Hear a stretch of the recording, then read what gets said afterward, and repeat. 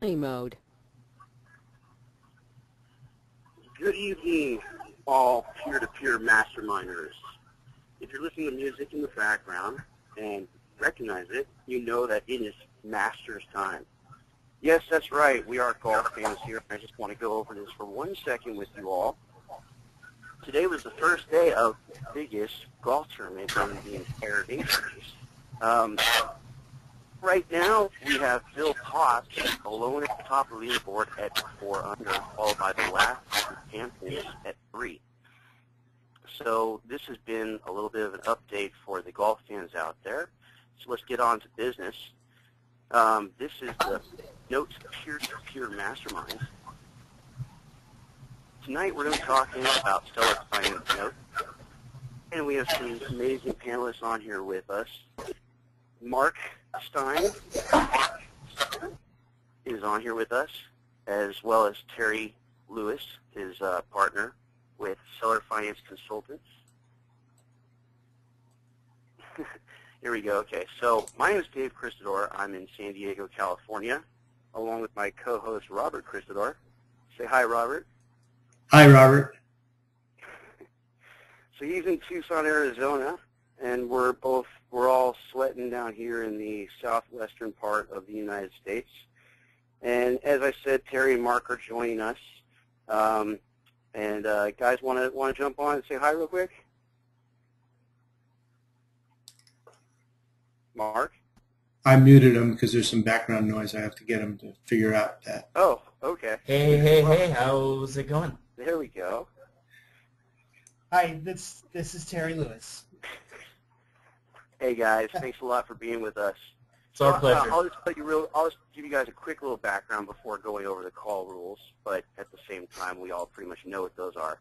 I met Mark and Terry at Noteworthy back in October, and both are local here to San Diego with me, and after that, they got into the seller finance back kind of notes, and that's what we're going to be talking about tonight, and I'll just pretty much leave the actual content to that. So I'll go through the call rules because everybody already should know them by now, but I'm going to change that. At the very bottom of the page, on all these pages, everybody, it says Robert at 415-264-0123. That's his cell phone, and so you can text your questions there if you'd like, especially if you're driving right now. Be sure to pull over. So everyone starting on mute. I really want to encourage everybody to join in as much as they can. We do like this to be a participation call. So if you do have questions and you're not shy, I really would love to see more people clicking on raising their hands and getting on here with us to join in on the conversation. It's one thing to ask your question, but another thing to actually ask follow-up questions too. So without further ado, let's move on here and dive into the world of seller finance notes. It sounds like this is going to be a new wave of how things are done, especially on the investor side as well as retail side now with creative financing.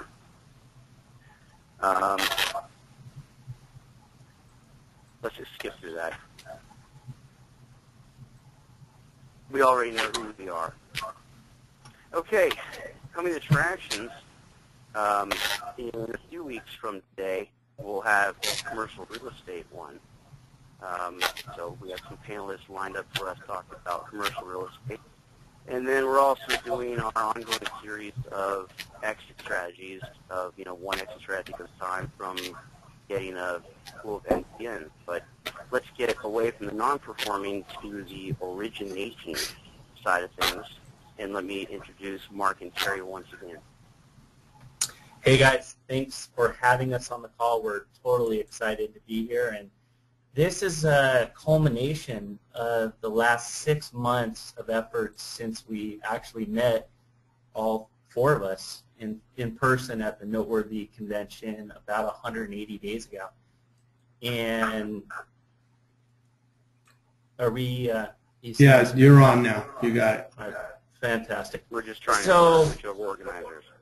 The reason your subscribers are gonna want to stay till the end and stay and sit through this presentation in its entirety is because this is another option. This is an alternative. This is a phenomenal solution for the frustration that we saw and experienced, and everyone did who attended Noteworthy, wherein people were huddled in circles, scratching their heads, befuddled, baffled by the whole three-ring circus of the note business. And of course that's what you guys do in cutting through and getting people to the actual seller and connecting them. And obviously you guys are the best of the best when it comes to managing and operating that space. Along the same lines, what we do is we provide a realistic opportunity for people to navigate the Jack Sternberg strategy, for lack of better words, where it's flip the note. And whereas we offer the opportunity to guide someone through the whole flip the note and get a massive return without going through the rehab process, we also have and originate seller finance notes, and we'll certainly help and facilitate and walk through that process as we go through this presentation. So where that leads us to today is where we're at right now, and we know last summer was kind of the peak and of what we call euphoria, the maximum point of excitement. And there's a lot of people running for the hills, investors with worry that we're on the way down and that there might be downward price pressure. This is a good thing, and this is something that we all can take advantage of, knowing now that the competition's definitely changed things. To the degree that the government has stepped in, we can embrace this, and we'll talk about this shortly. And as we talk about this, your heads will light up with ideas of a bigger picture about how to capture and seize upon creating a bigger spread with less risk, and realistically not getting yourself involved with a three-ring circus, and at the same time taking the opportunity to look at this point of necessity and how it can provide for a different, better, safer, smarter, better investment alternative. So this is kind of where we've gone, and we can see clearly last summer was the peak of activity. And when we go into the next few slides, you'll quickly realize that this was definitively a trend. And as the market it blew up, people were talking about a bubble, and we haven't really seen a crash, and there's reason to believe that there's downward price pressure. But we're not really concerned about that because we have the ability to create spreads, and we have the ability to create spreads without the expense and risk associated, which we'll talk about very shortly. Here is the big takeaway. The percentage of distressed property sales if you're in the flip market. And we have to talk a little bit about rehabs. We know and we realize that this isn't 100% of every listener on this opportunity call. However, it's important to understand where and what's happening in the market. And you can see very clearly that over the last 24 months, the number of REOs, short sales, distressed property sales overall have severely dropped. And what that means is we went through a period where we had a ton of inventory in 2011, and going from that point to today, we're moving into what's called a normal market. So what this means is you can't just go in and put a bunch of money into rehabbing a property, flipping it, and safely taking out a spread, because you might actually get wiped out on the investment because the margin is not there anymore. Don't I know that here in San Diego? I got to interrupt and just throw in a little extra thing there. Please, that please. I go to this meeting that happens monthly here, an REI meeting, and there's 90% of people there are all just fix and flippers, like rehabbers here, and I mean, I don't know how they actually make any profit because they're buying things, and in this market, it's like 400,000 is the median price that they're buying 90% of value, and then they're trying to put some sort of amount into it to put lipstick on it and everything, and then flip it for a very, very tiny profit margin. I can't see them making more than 5 or 10 grand per property ever. Yeah, yeah, and we were actually just involved with a transaction where the investor is going to make about an $8,000. I mean, if he hits his numbers exactly, and he's got to be precise, he came in with $385,000 to make $8,000 to $10,000 on the flip. It's crazy. It's insane. So yeah.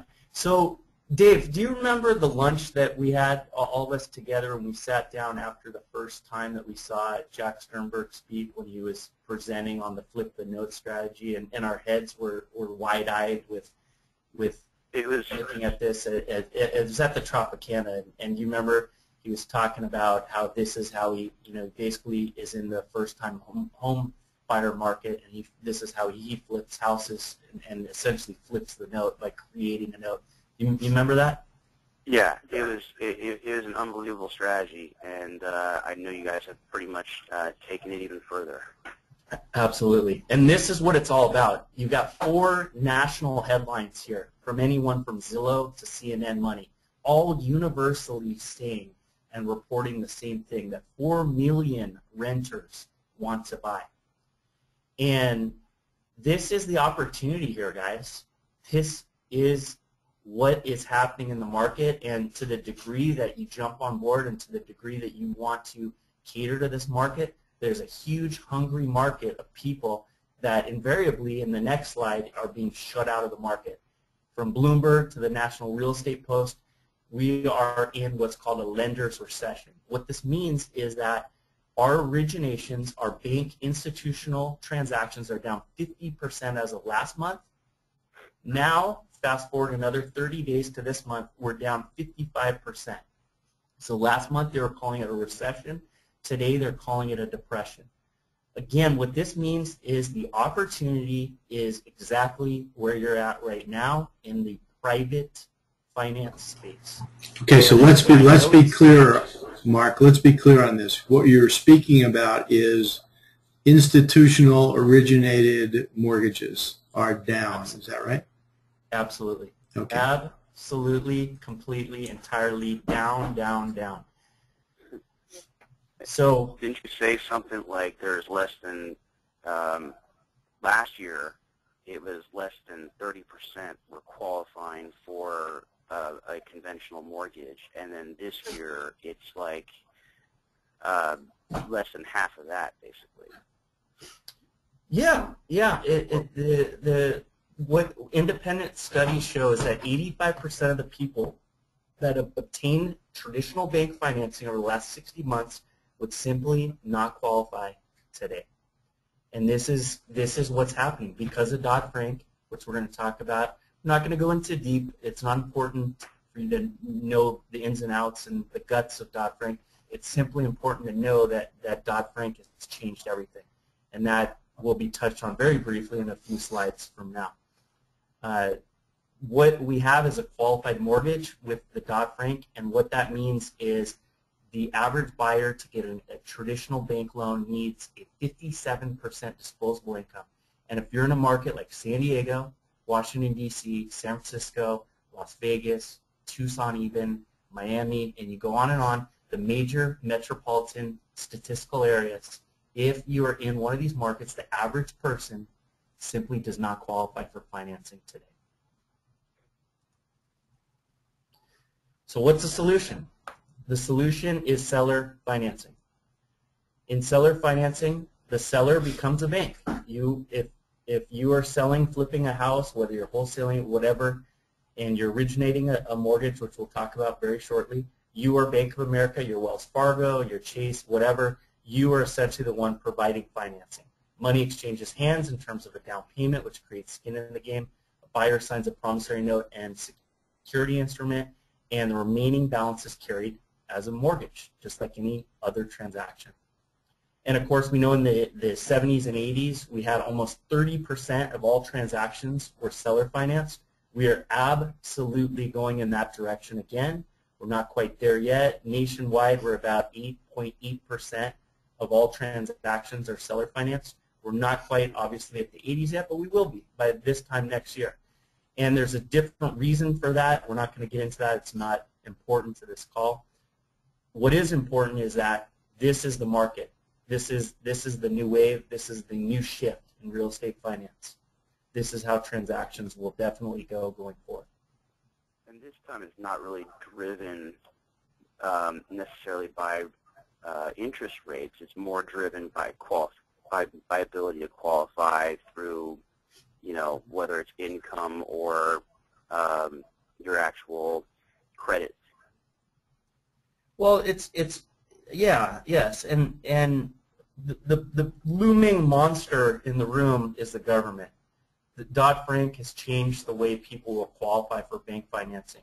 And for those that think this is going away or whatever, or you want to hide, or it's going to get repealed, it's not.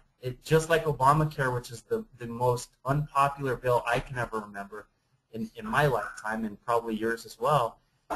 The reality of it, it's been attacked over 50 times and it's still standing despite its unpopularity. So this is the new reality, and it's a different reason driving this. At the same time, this is a reality of the new market, and if anyone knows a traditional bank lender, they are suffering right now because of it. So today really it's the buyer pool is shrinking for conventional bank financing. The regulatory environment, capital gains are up to almost 33% because of the tax with Obamacare.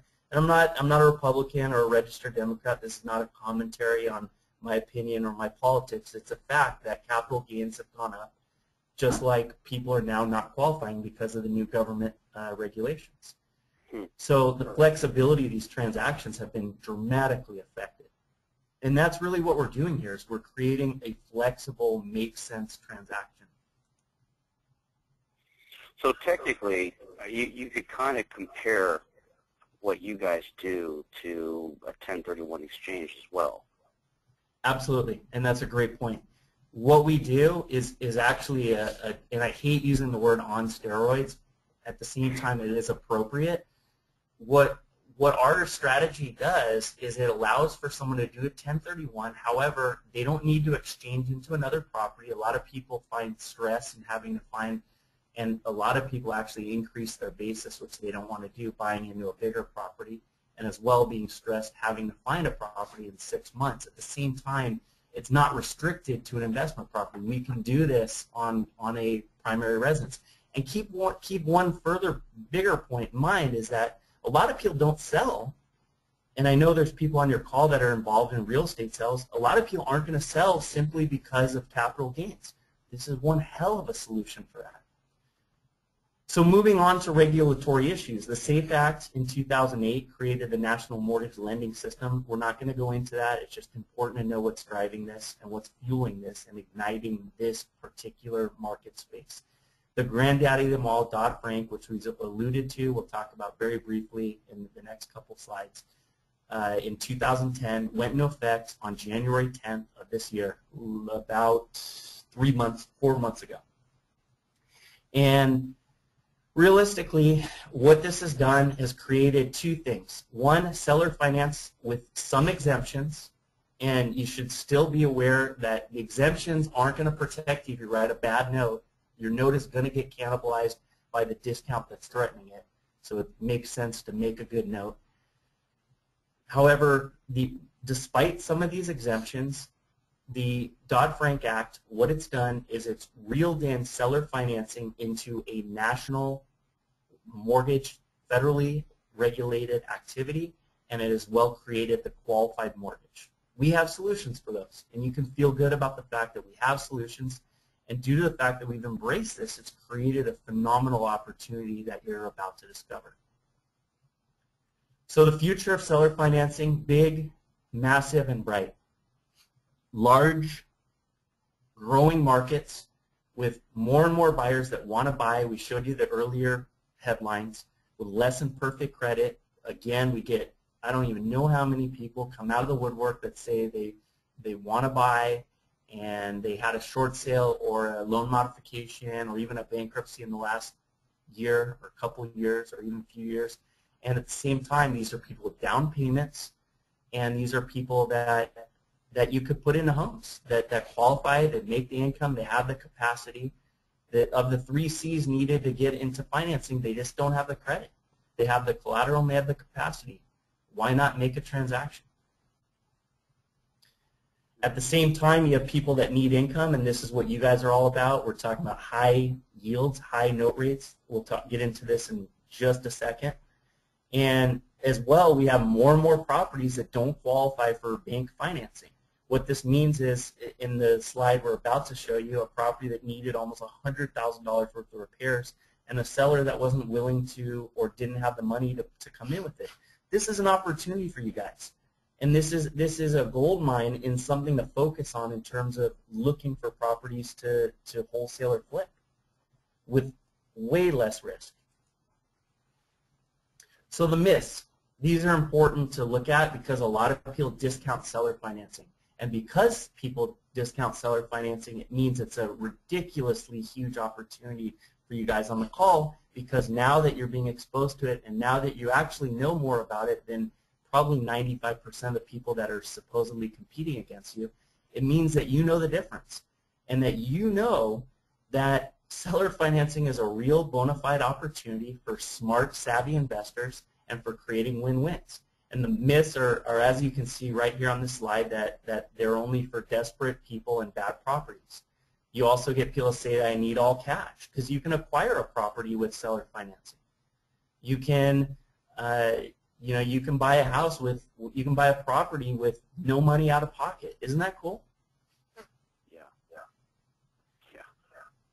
You know, isn't that powerful that you can come in without rubbing 2 nickels together and control real estate, create a note on it, and then flip it?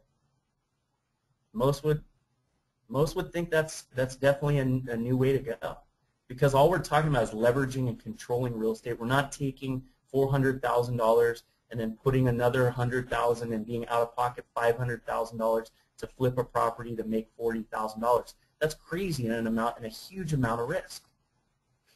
Right. And this is what we're talking about here. Can you go back there? Sure. Actually, let's hit those real quick. Go for it. And so, for instance, only desperate people carry notes. So that's like basically the myth that if you can't sell your home, then you need to carry your own financing because for some reason you can't get what you're looking to get on that. So I look at that as that's obviously a myth because, especially in this, in this market right now, things are appraising for higher than they're selling. So it's actually a positive for the person that's selling because then they can actually end up selling for what they want to list it at versus having to take a 10% plus cut in order to get it sold conventionally or through straight cash. Yeah, I mean, your discount you're talking about in 10%, it's actually significantly more than that, especially if it's got deferred maintenance. You have a lot of retirees right now or people that have been in the same property for 30 years. And when you imagine just how much repairs are needed, these are properties that are going to be subject to heavy discounts unless they are willing to fix up the property. So, yeah, I mean, generally speaking, yeah, you hit the nail on the head. It's 100%. And that obviously carries over into the next one of bad properties requiring seller financing. Obviously, it's not necessarily the property's bad, but some institutions require it to be in certain up to different codes that it doesn't make that much sense to change to, and yet it would cost them something to actually be able to sell their place. I get that. Yeah, I mean, we have clients that go after code violation properties that that have significant repairs, properties that have been cited. I mean, you can definitely create your own market and definitely go after areas where where it's a very strong niche and very low competition. Mm-hmm. And then the third one, I'm assuming that this one's where the AITDs come into play. Maybe you can kind of touch that for everybody. Yeah, we can create cash flows for people that are even upside down in a property. We're getting off the topic here, and I'm gonna keep it central to the 101 and overview. That's more of an advanced strategy, as you already know, and the many discussions that we've had, and it's definitely awesome. And you don't need a paid off home to do seller financing. That's probably the biggest myth, is that I don't have any equity or the home's not paid off. It's not about that. It's about controlling and leveraging the property. And the biggest one is the need for retirement income. These retirees have a paid off home or mostly paid off home, but no income. You can't just peel off the myth has been this paid off home. And you have people, no one would go to Las Vegas and win $500,000 in poker chips, get all giddy and get a warm, fuzzy feeling about it, jump on a plane with them, and then stash it under your bed. But that's what people have been doing and trying to get these homes paid off. And what they're realizing is, now that people are living longer, we have inflation for the first time with longevity issues, and and no retirement income because it's fueled by a negative savings rate. You can't just peel a shingle off your roof and cook it up for dinner. Sorry, it doesn't work that way. Mm-hmm. And finally, 1% savings vehicles or people that have gotten crushed in the stock market. So, Is that what CDs are at right now? I don't know. Well, the reason why we're on this call, guys, is because we have investors that are looking for a higher rate of return. So let's show them how we get there. Yep. Yeah. Moving right along. So seller benefits, liquidity, and keeping equity at work, deferring capital gains, seller savings on as we're going to show in the next slide. No closing costs, repair credits, fees, et cetera, et cetera. You can get the property back if they default, keep the 10 to 20, 30% down payment, a fast sale as we did with this next one, and then you can sell part of the note, you can sell all of the note.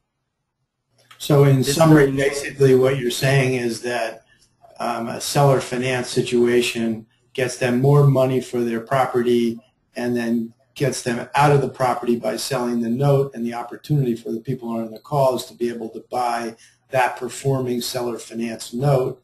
Now you're going to tell us why they want to have confidence that that note is something that that's investment quality.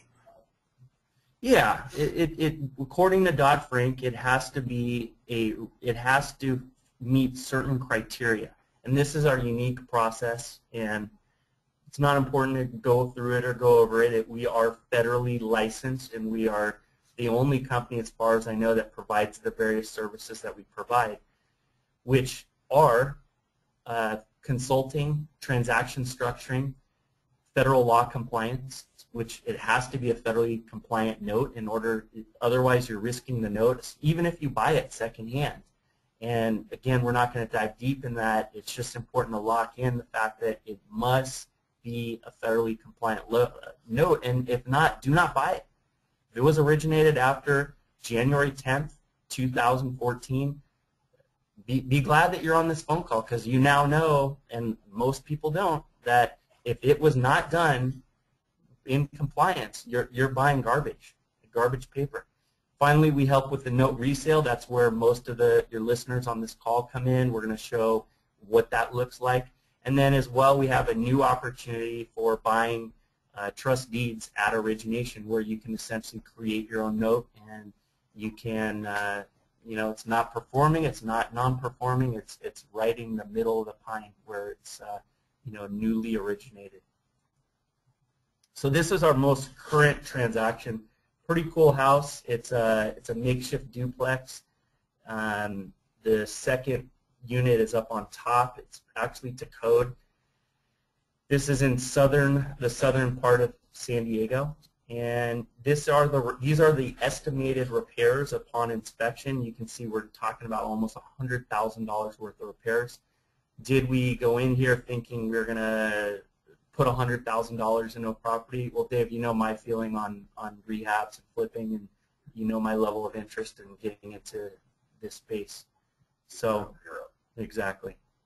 And you guys as well. So, what we had is a listed price of $440,000. We showed the repairs needed, and we simply gave them full price. You can see it was discounted $90,000. It still works because, and this is our question, why fix and flip it? Because the listed price at $440, and we came in at $350, and we found a retail buyer to come in at $437,500. It took about 2 weeks to find a buyer. We had it under contract, putting 30% down. We gave them a note rate. We created a note at 8%. Payment of $2,247. Most people would love to have that payment. We put a 5-year balloon, and because we are federally licensed, we are able to write these notes with balloons. And the balloon is entirely up to you, especially if you're originating the note. You can put a 10-year, a 15-year. We can even put a 1-year balloon on one of these notes. So the question here is keep or sell the note.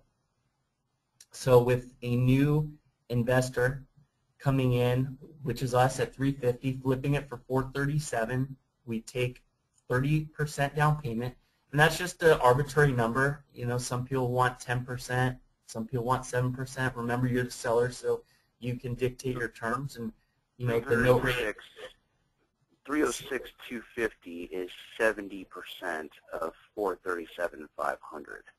Mm-hmm. Yeah, okay. and again, after 60 months, we have an internal rate of return of 17%, 40, not too bad. Yeah. We could sell the note. We could sell the note after 3 payments. So we would take a payment, just like Jack Sternberg, the master of all this, does. And good luck getting him to talk to you outside of Noteworthy. Very gracious guy during his conference, but as most of us have discovered, he's not very available outside of the. There's a reason why he charges $30,000 for this kind of information. Yeah, unless you're in his mentorship program, you're not getting it. You're not getting to him. Yeah. One thing I want to help you guys highlight out here for everyone to see is, even though that this is set up at an 8% return, and so people are looking at it like, oh well, 8. You know, I was thinking more like 12 to 15. The important ones to look at is the IRRs here that Mark is mapping out, and at the bottom here where it says 60-month IRR at 17.4%. So if you have that 5-year balloon, that's really what your internal rate of return is. It isn't 8. And then obviously the 3 payments over here, if you just collect 3 there, it's going to be, is that supposed to be IRR or? Yeah, all these notes are designed for your note investors. They're all designed to be 12% yields. So that's, the discount is actually already figured into it at the time. The seller on this after 3 months is going to make $84,000 roughly. So again, and this would be how Jack Sternberg would do it. You flip the note, he makes $84,000. You got that option. We just showed you guys how to do it. We consult and we'll work with you on how to do it. Or your listeners can come in and be the buyer on the note and can buy the note and pick up a 12% yield. Either way, they win. Either way, we have no 3-ring circus with figuring out who the seller is. It's federally compliant, and you know, you're carving a path where there's very little competition in this space, and that's important. You're not jumping into the car with all the other clowns trying to pollute and clog up an already very clogged up space. Hey, Mark, let's get clear on a couple of things here. I want to make sure that people who are watching don't get confused. Sure. So the profit to the seller is shown as $49,276, which is the difference between the $350,000 that they put into the deal minus the amount they got down, the 30% down payment, and then the difference between the 306 and the 261 they sold the note for. Am I right? 49. Which comes out to 49,276. So the 84 is not really an accurate number. The 84 is a longer hold. Otherwise you're correct. Okay. On a quick flip, we've basically done what we've taken on a property where we put not a nickel into repairs or any type of credits to the buyer, Right. and in fact gotten a bigger return than an investor who would pump a bunch of money into this and probably not even be able to figure out how to make this one work. Okay, well, I mean, and basically you're saying that in less than 3 months, the seller is making $49,000 on his investment, and getting back 80 some odd thousand. No, what is it? 130. Trying to remember what that number was. The down payment is 131,000. So they put in 350. They get back within 2 weeks 131,000, and then they season the note for 2 months, and then sell the note and get another 261,000. So essentially, they get a third of their money back right off the bat, and then the other profit comes after 2 months. So if you annualize that rate of return, it's astronomical. Mm-hmm. Yep, absolutely. Okay. So what people are really going to be interested in now is the $261,000 sale price of the note, because these people are note investors. They want to know what happens if they bought that note for $261. Well, in terms of isn't there a slide for that? No, we're now in Q&A, so I didn't know if that's where you're going with this question or if we're still on this. So the slide I put in there to show the note sale and for the note investors, you don't have that in here? No. Okay. Well, let me see if I can't show them what I had in mind here.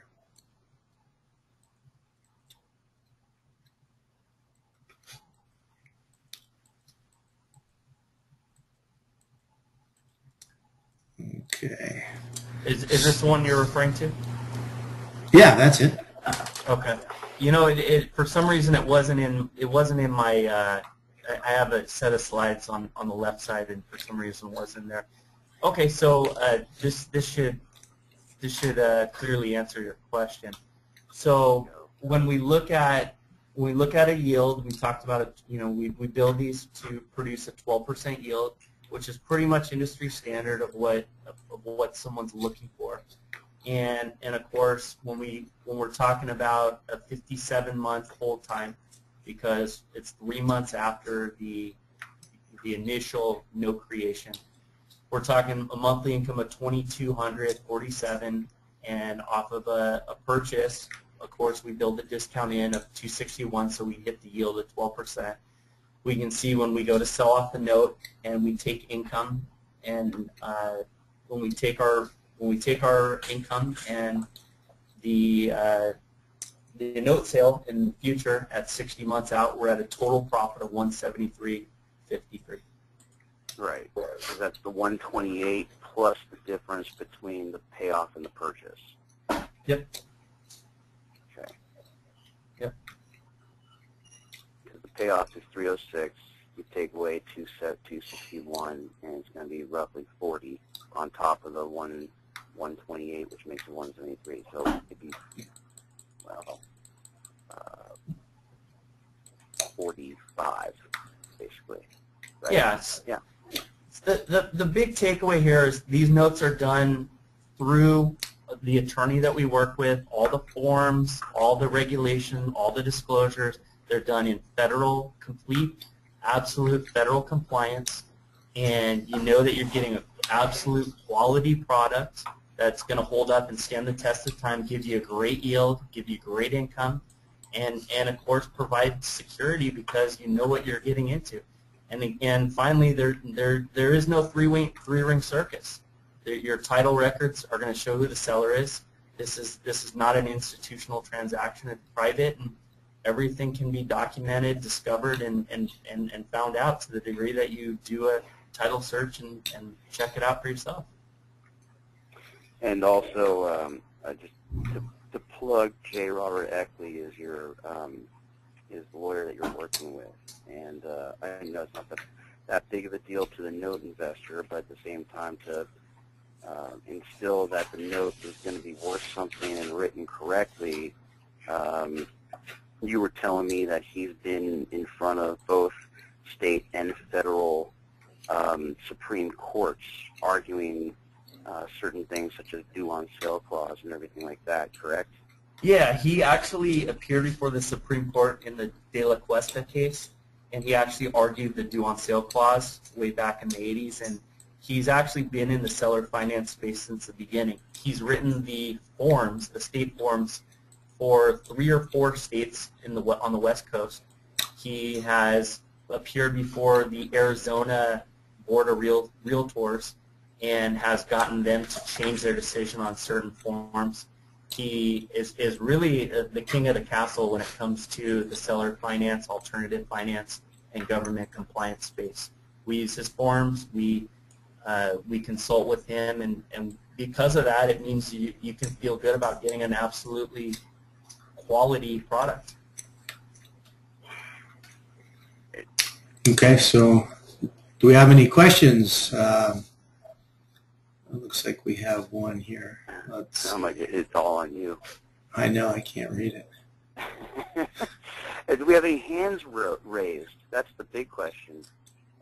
40 some minutes ago, I said let's do some hand raised because I'd like to get some people's actual conversation on here with us. Nobody's got a hand raised. I got a question here, and this is from Dave, and his question is, do you use an RMLO to underwrite the borrower if the borrower is an owner-occupant? Yeah, I'm actually going to let Terry now chime in now that we're done with the actual presentation standpoint, and I'll let him handle that question. So there's a major question with the Dodd-Frank Act. Dodd-Frank is consumer protection, and the Consumer Finance Protection Bureau is the police force of the Dodd-Frank regulations.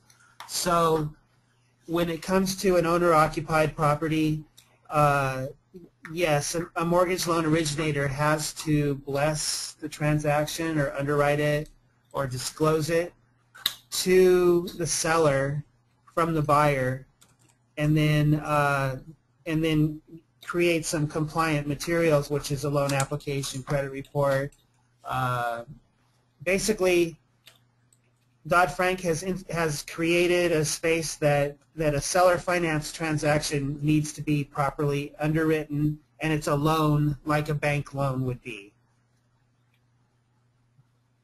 And it takes a licensed mortgage loan originator to qualify to do this. Now, I have a theory, and I'm a conspiracy theorist. And, basically, as a mortgage loan originator, every quarter or quarterly, I need to report all of the applications I take as well as the loans that I've done. And I believe that the government wants to know every loan that has been created, so that potentially maybe the IRS could make sure that everybody's reporting their interest income properly. It's a theory, but we'll see. And then a follow-up question is, Dodd-Frank apply to investors? No. As a buyer? No. That's the test. And that's what a lot of the real estate forms, like in California, the seller finance disclosure, they didn't change it. The CAR didn't change it. They just added a 4th page and said basically go see an attorney if you don't understand what you're signing here. And the question is, before you even enter an agreement, is the agent or the seller needs to ask the buyer and have them sign under penalty of perjury or verify in writing. Are you an investor, or are you a consumer that's going to live in the property, or one of your family members? And that's the trigger to Dodd-Frank. If it's a consumer, family member, owner-occupant, it has to be under Dodd-Frank. So in essence, if we summarized all this, if you're an investor and you are the buyer, Dodd-Frank does not apply. But once you purchase the property and you turn around to sell it, if you resort to seller financing because you want to get a maximum value for the property, or you want to increase your market opportunities because of the number of people that are eligible, or if you want to get a higher interest rate, then Dodd-Frank and the need for seller finance consultants becomes paramount. That's correct. Okay. That's exactly right. Okay. Right. If it's consumer, if the consumer's buying it, then it's not exempt. If it's investor buying it, or non-consumer of any kind of sense, then it's exempt. Correct? Correct. However, there are some exemptions even under the consumer portion. And I mean, what is it, where we're going into the weeds or something like that? Yeah. That's kind of going further in the ways. There's probably not a whole lot of people really interested in that, but if you want to kind of run through the 1 to 3 kind of thing, go for it. Well, there's a one property exemption for a seller where they don't really need to. They can do this without the Dodd-Frank provisions and sell it to a consumer.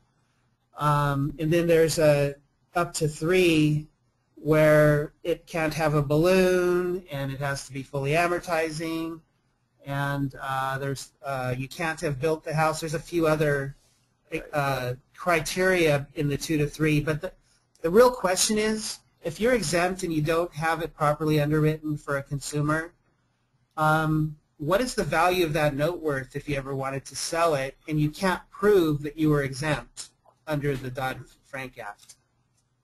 And this is the bigger question above all else. And it's interesting because we've talked to a few people that they want to talk about exemptions, and they want to, why not just, especially if the buyer is the one paying our fee, and by the way, that should be a bell ringer to a lot of people on this call. If the buyer pays our fee, meaning the buyer of the property, not the note buyer, wouldn't you want as much possible protection in the investment that you're putting your money into and you're putting and absorbing the risk into? Mm-hmm. Absolutely. So essentially what you're saying is that even though there are exemptions, taking advantage of the exemptions is foolhardy because you're not paying for it anyway, and it makes the note that much more valuable down the road, especially for the subsequent buyer. To do 100%. It under to do it under Dodd-Frank guidelines.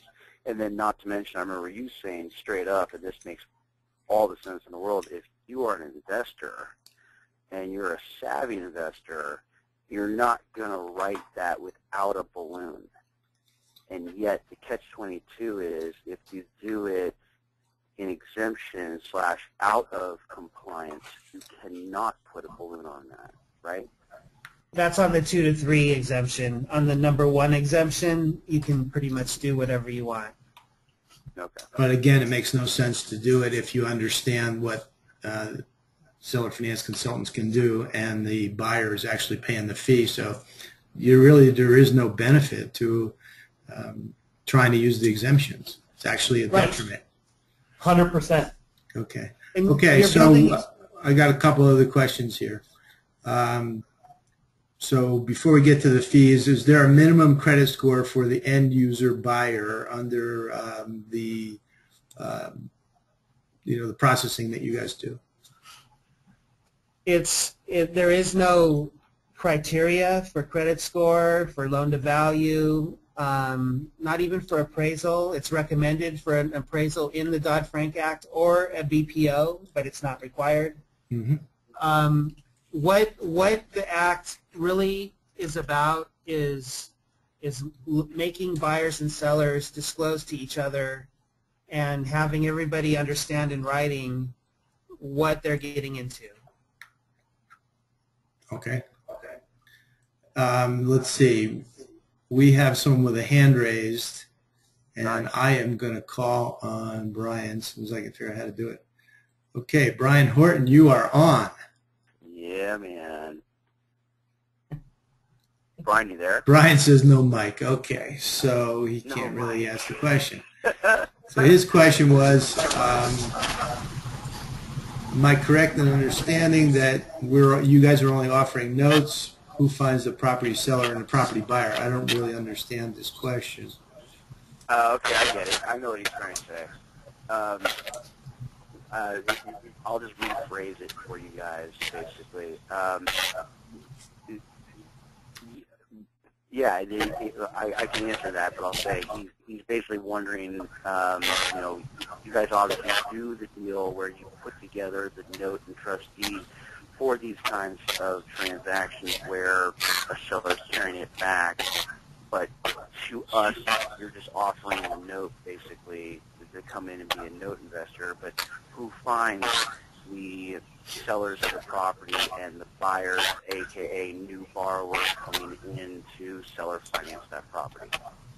Well, I mean, the investor, if you're on the real estate side, you're going to be responsible for doing your own deals. We can certainly provide consulting. We can certainly provide direction, which we do provide in terms of shoring up the process of doing your own deals.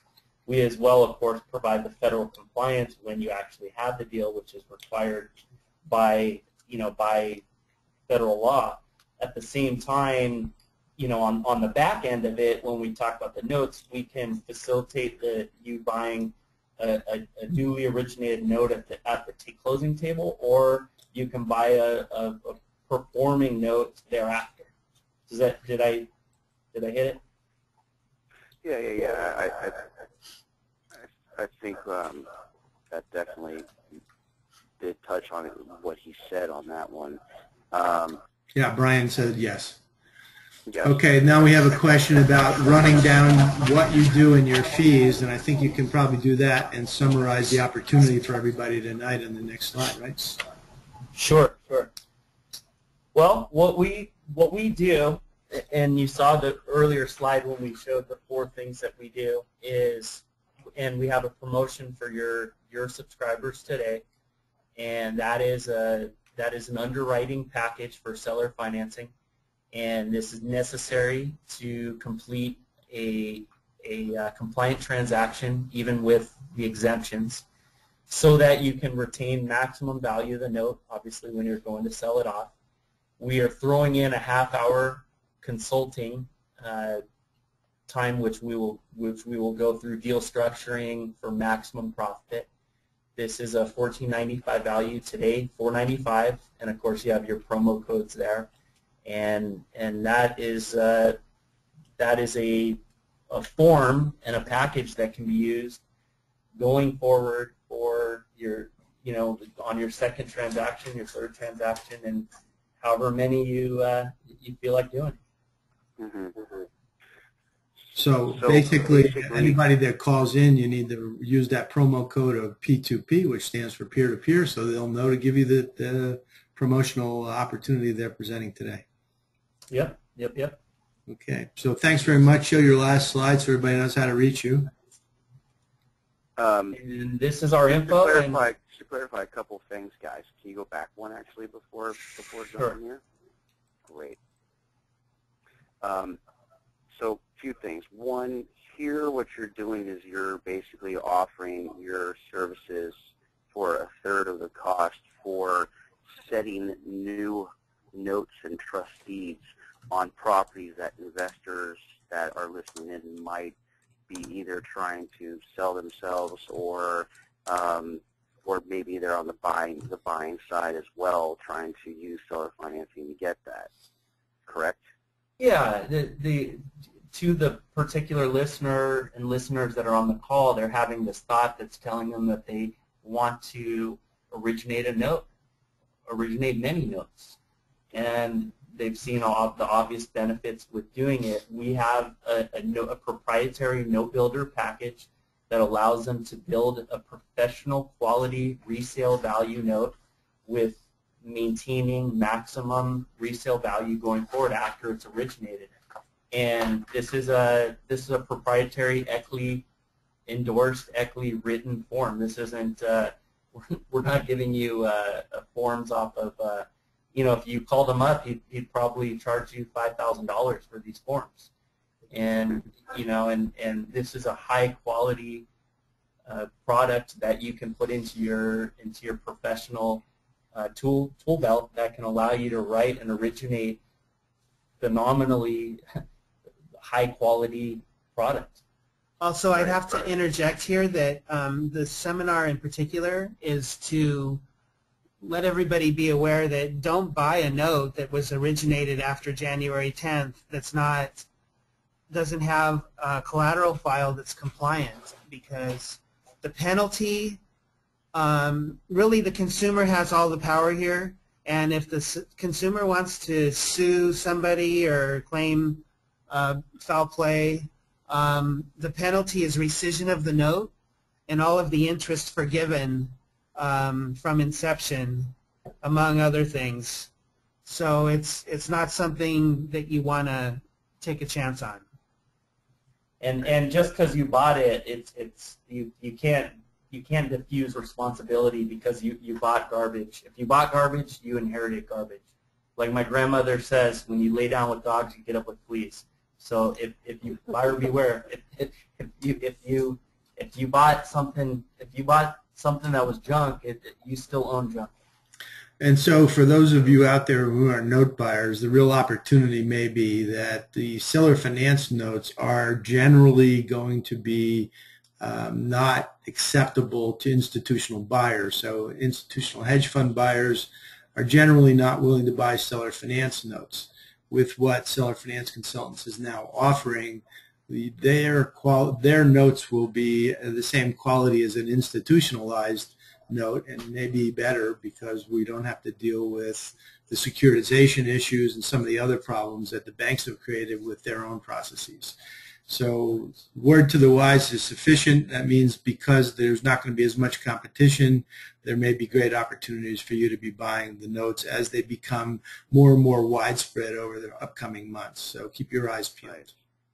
Absolutely. That's exactly what I wanted to touch on right there, is as these are being written by Terry and Mark, coming up in the next 3 months, as was talked about there, I'm sure we'll get a good amount that are on the block at that time. So okay, good.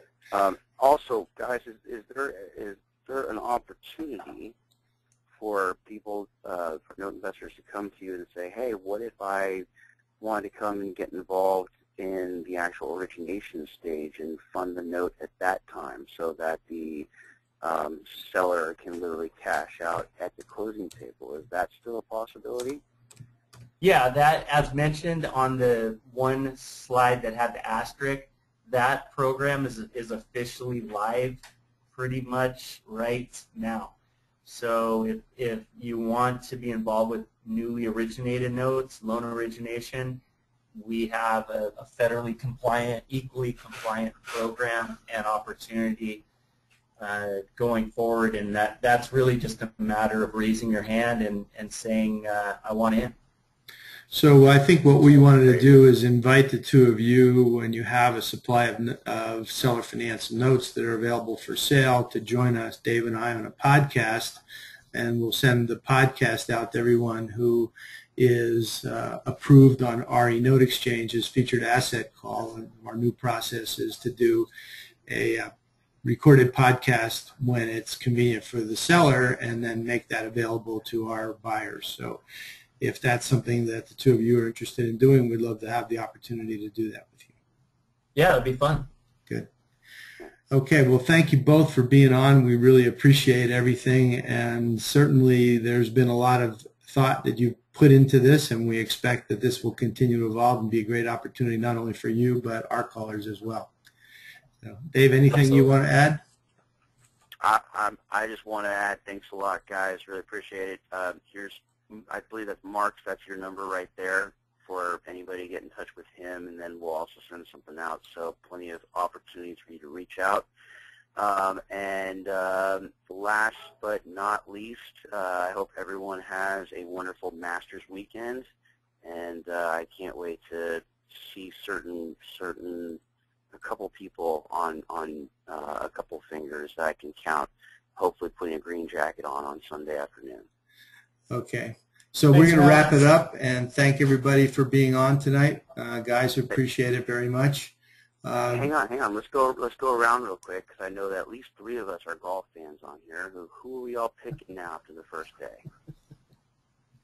You're going to lose everybody right now. I'm not losing anybody. I'm just going to. Wait a minute. Before we do that, let me just pitch the fact that on April 24th, we're going to have our call on commercial, which is now's the time, and then we'll have a featured asset call. You need to be approved. Here's our websites.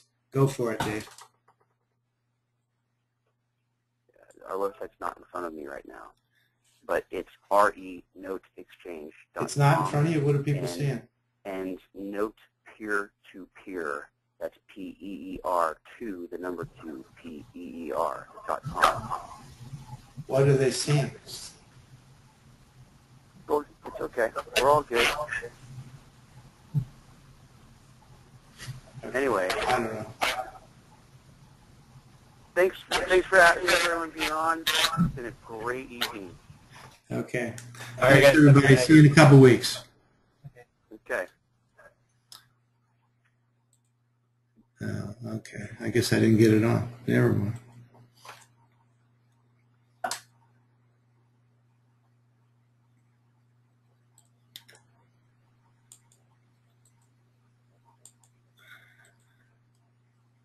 I got screwed up.